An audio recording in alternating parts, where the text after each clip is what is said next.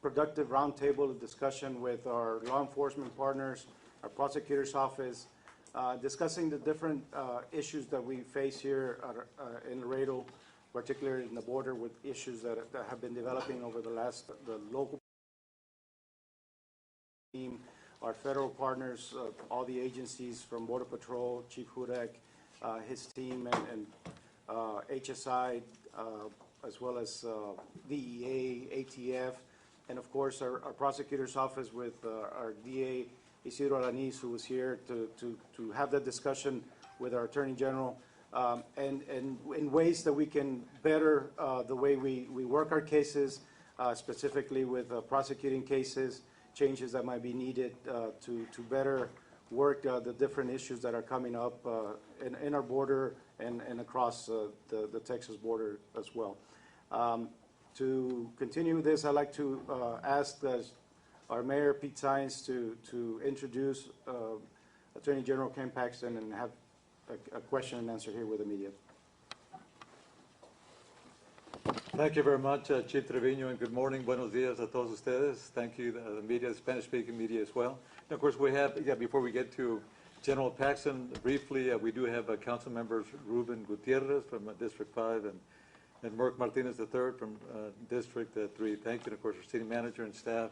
As Chief alluded to, very productive, very informative. It's always eye-opening for me as a mayor on what's going on in our community, but of course, we had some good dialogue here, but the person of the hour here primarily is General Paxton, an Attorney General for the state of Texas. We're always delighted to have someone of his stature visit our city, hear from the locals, gather the input and provide the assistance that he can provide. And I know he's been, on a personal note, as a mayor and also as a city, his office, he himself has been extremely helpful, to us when we had, when we went through this COVID-19 pandemic, and the questions and the issues that came about almost daily.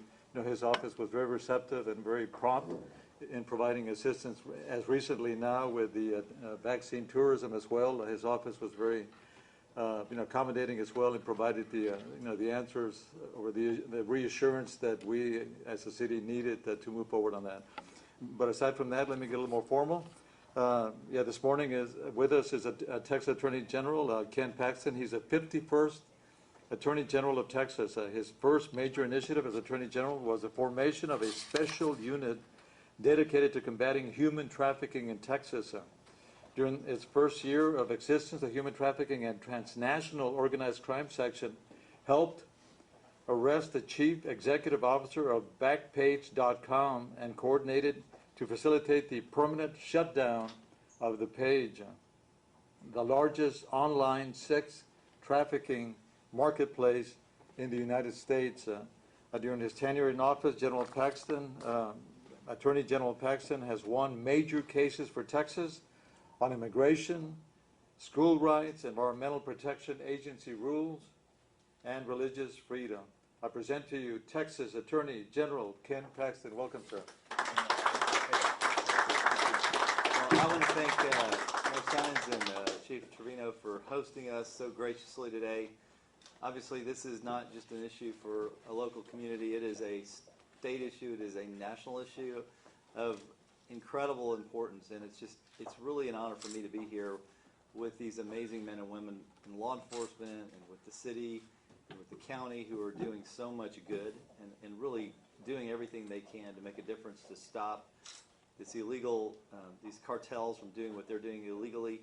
And I just so appreciate you guys and what you've done, and thank you for being willing to fill my team who are with me right here, who are doing such a great job to focus on this issue both as a state and also nationally. So we've spent a lot of time suing the Biden administration over these issues to try to force them to do their jobs, to follow federal law, to follow the Constitution, whether it relates to the spread of COVID, whether it relates to releasing prisoners into our state that should be sent back to their countries, whether it just is related to the very first day in office when he said, "Hey, I'm not going to deport anybody." That is not something a president can do, and that's certainly something that we've been focused on. But I really wanted today just to hear from the people that are on the ground. It is the best way for us to learn, and it's the best way for us to understand how to help. And that's what we're here to do. We're here to listen. We're here to help city, county, federal, state. It doesn't matter to us. We want to be an aid to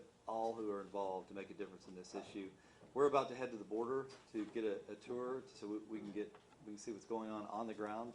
And we're looking forward to continuing to learn today about what the real issues are here, and then how we, as the Attorney General's office, and how I, as the Attorney General, can make a difference for the state of Texas, for the country.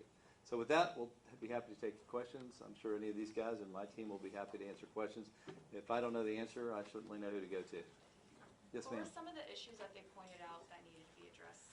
You know, I think they're very interested in having a tag unit down here, which is dealing with gangs, and we're certainly interested in that as well. So I think that was one of the top priorities for them. And just getting more resources down here. They're overwhelmed with the number of people coming in, and the cartels have this worked out pretty well. I think the federal government knows this. The cartels are distracting with bringing people. They're charging large sums of money to bring everybody here, and then that distracts from covering some of the drug trafficking and other crimes that are going on. So I think that's probably the most significant issue that I heard from today and have heard from in the past. Now that you listen to these concerns, what is you're going to do to help these police officers here in our area? So we're going to try to have more communication with the leadership down here. We offer that up for prosecutions, if we can help with prosecutions. Certainly, any information that we can get, we're open to hearing. It may, we have some law enforcement. We have a lot of lawyers, and so whether we need to go to court or whether we need to help on the law enforcement side or whether we need to help on the prosecution side, whatever resources we have, we want to make available to the leadership down here, whether it's city, county, or federal, or state. Yes. Will you be visiting Laredo shelters or just along the border? I think right now we're along the borders. I certainly am open to visiting shelters. We've done that in other places like the Donna facility. I've been to the San Antonio facility. I've been to the Midland facility. I like seeing those facilities because it gives me a better understanding of what's happening to these families and these children, and it helps with my understanding of how to deal with it. And how do our issues compare to other border communities?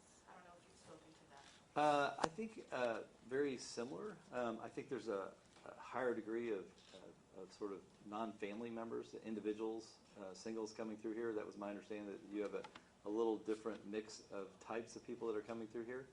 But generally, the cartels are making money off of people here, just like they're in the Rio Grande Valley and other places.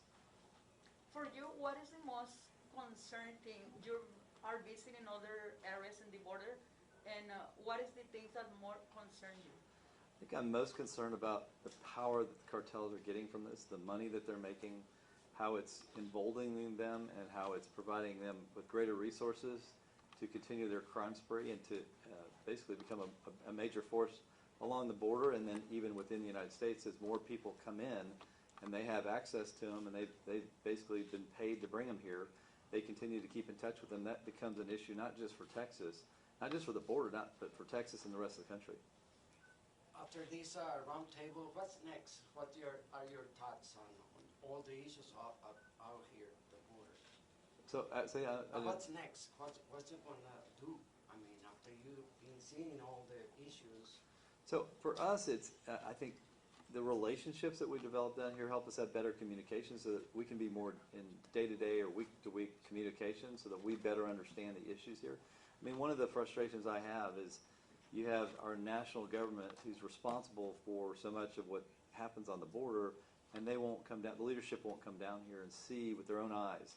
And there's nothing like, it doesn't matter what party you're in, there's nothing like actually talking to the people that deal with this day in and day out. And that's why we're here, because that learning, that relationship, you can read about it, but when you actually get to hear from the people that deal with it every day and you actually see it, it changes your perception, and I think it gives you some inspiration to try to make a difference in this really difficult and challenging issue.